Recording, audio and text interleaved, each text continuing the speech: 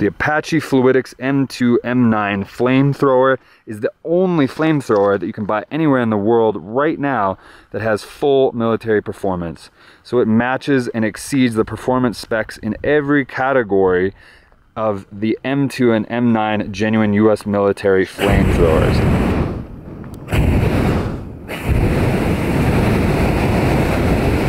This thing is badass. It might look a little bit like an assembly of parts, but I'm actually an aerospace engineer. This thing has a lot to do with liquid rocket engines and jet engines. And it's just like a 1500 horsepower engine on the outside. Might look like it has similar parts to a 200 horsepower engine, but it's just not the same at all. The engineering, the machining, the materials, everything is different in order to get that level of performance. This thing has a 100-foot range, almost 200 foot with thickened fuel, which you would call gasoline a lot of the time. It works it up to 750 psi. All of the parts are rated to well over 2000 psi to make that nice and safe. And most importantly, it has a flow rate of 45 gallons per minute, just like the real M2 and M9 flamethrowers, which is what really gives you the performance, what really gives you the genuine feel, and that's what really makes it powerful and so impressive in the videos compared to anything else that you'll see out there. It's almost 10 times the flow rate of the X15 flamethrower, and it's like 50 times the XM42. So this thing is awesome.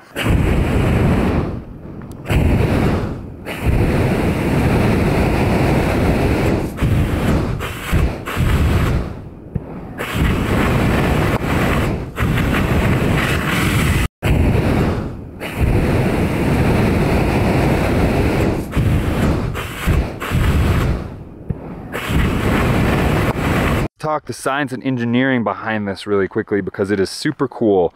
So the name of the game is high pressures and high flow rates. So you need very high pressure tanks. You're going to have carbon dioxide at up to 750 psi. Of course, you can adjust that pressure as you see fit. That pushes the fuel down through the piping system, through the hoses, through the valves, and out the nozzle. Now the key is you can have zero flow constrictions anywhere in that path. If you have one constriction, it dramatically slows down the fuel, it drops the pressure after it, and then you're never going to get the flow rate. And the flow rate is everything for the performance. That is what makes this identical to firing a real US military flamethrower, if not better. Flow rate, flow rate, flow rate.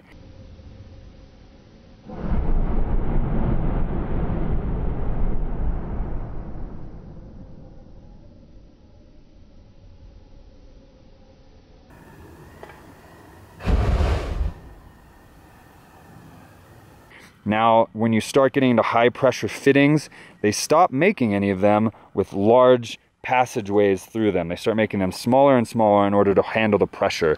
So this becomes an almost impossible thing to do.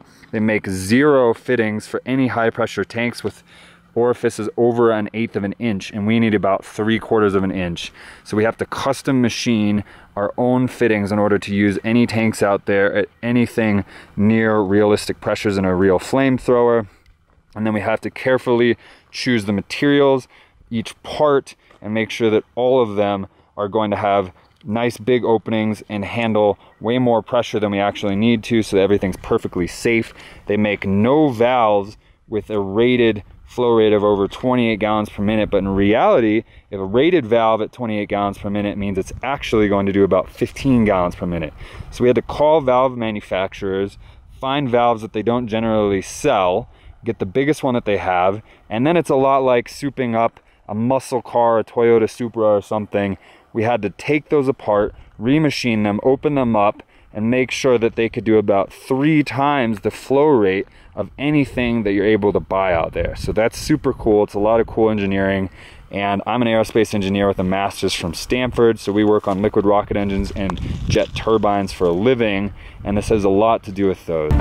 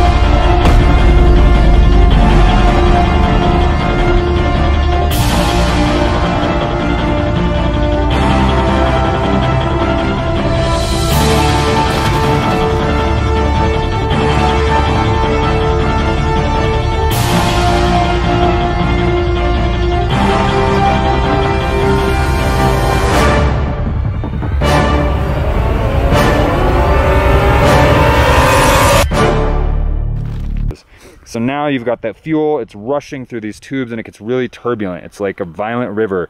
If you send it out of the nozzle like that, it's just gonna shake itself apart and you're gonna get a soft, billowy flame that doesn't go very far. So in order to solve that, we need a flow straightener, which is a cool piece of technology. They don't make any that can handle this pressure and flow rate, of course, or go in tubes this small. So you have to custom fabricate the flow straightener. You're not gonna be able to see that's inside there, but that is key to getting the range and getting a nice stream of fuel so that it works like it should. And then the other thing is, every time for a month we'd fire this, it's so powerful that it just blows its own torch out.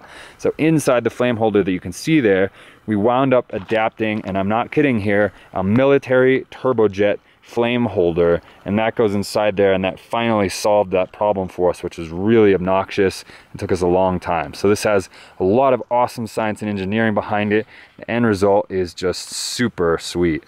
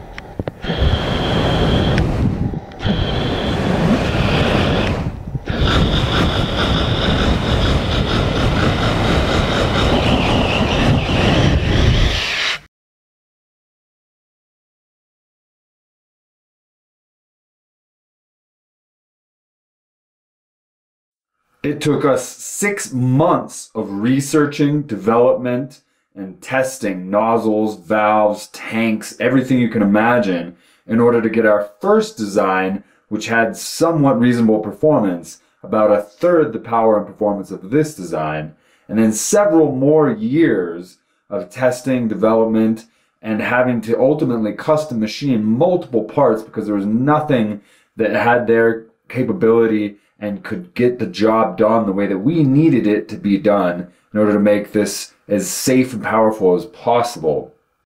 So this meets or exceeds all of the performance factors of the United States military M2 and M9 famous flamethrowers, what you think of when you think of a flamethrower, and it can be yours to experience. So what's it like to fire?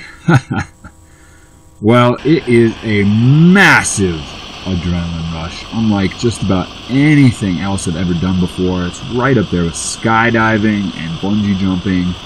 The moment you pull the trigger, it hits with this little bit of recoil, and then there's this roaring, almost cracking sound if you have enough pressure in it, and this gigantic plume of fire just shoots out ahead of you, and you feel this wave of heat just radiate down your face and your body and all over your hands, and it'll definitely leave a smile on your face for a couple hours afterwards.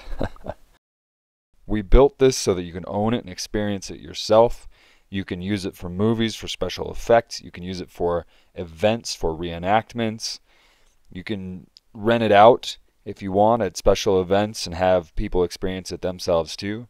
Just please be careful with it and follow all the safety guidelines that come with it, because this will always be a dangerous item. Just like skydiving, it will never be fully safe, but it is quite an amazing experience. And just like Ferris Bueller says, I highly recommend it.